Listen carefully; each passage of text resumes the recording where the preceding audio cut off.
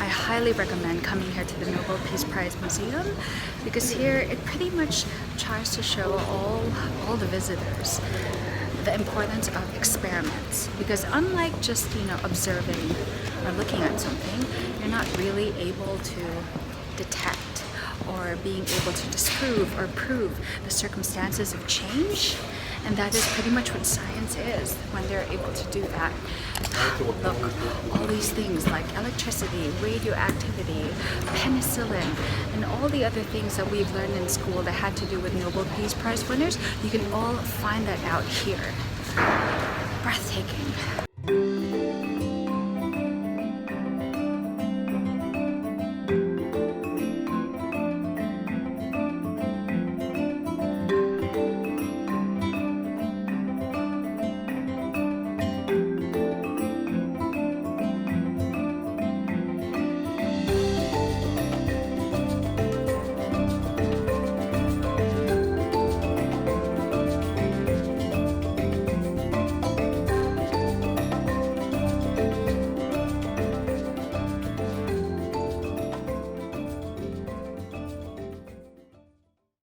I'm not gonna lie, I don't know a lot about science, or I don't know much about the Nobel Peace Prize. I know that it is a prize that recognizes the amazing efforts that have changed the world that we live in today, whether it be politics, science, literature.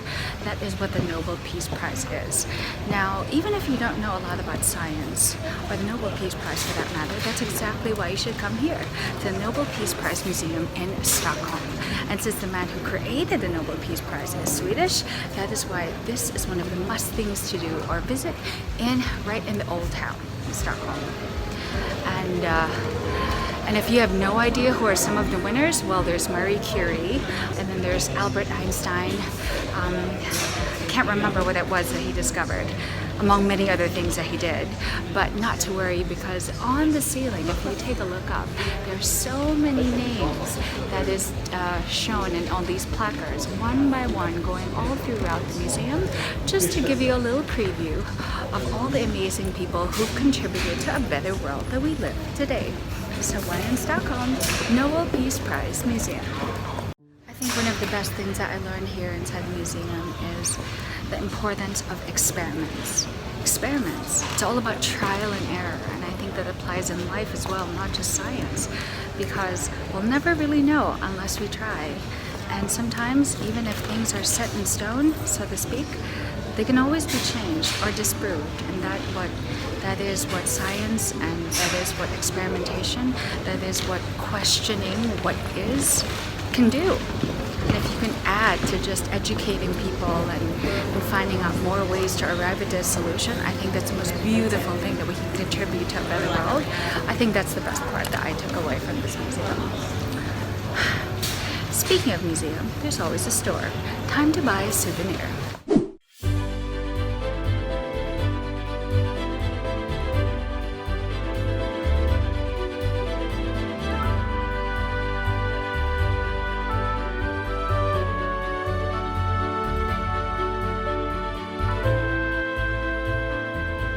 Okay, so I got myself this notebook.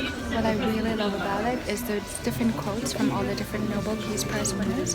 And if you guys follow me on Instagram, you would know that I love quotes. So I'm sure one of the biggest questions is, what exactly is the criteria, or what does it take in order to win a Nobel Peace Prize? Well, at the museum shop, here's a guide. Beginner's Guide to Winning the Nobel Peace Prize. And if all else fails, at least just buy the book. And try. And try and try again. Experiment and try again. Okay, so here in Bistro Nobel, which is pretty much the only reason why we're here, to have some coffee, is underneath the seats was signed by an actual Nobel Peace Prize winner, at least when this cafe had existed. And why don't we take a look if it actually is true? So we're looking at one. Let's take a look. Look! There it is. This one on this table, it says creative.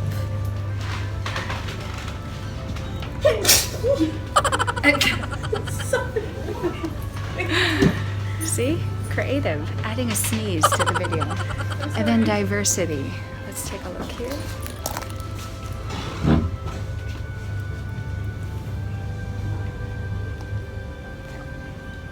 cool.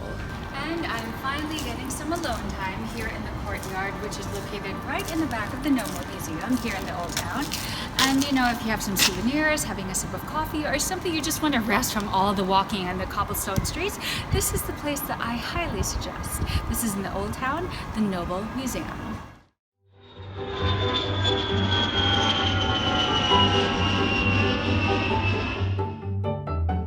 Okay, so we've just finished our tour. It's 7 p.m. and so glad that the sun is still out so I can show you guys this beautiful park. This is the theater square. This is where Mergim had left us. And right behind me is the Parliament building. But more importantly, where are we going to have dinner? Well, this is the Grand Hotel. This is the very first hotel in Oslo. And this is also the hotel. I mean, of course, it's very historical, but more importantly, this is the hotel where all the Nobel Peace Prize winners stay. In fact, Obama stayed in that room over there. It's kind of like at the top and then that middle part there. And then so when he was here, they actually had to reconstruct the windows and make it bulletproof for security purposes. But for us, we're just simple people. We're having dinner at the Grand Cafe.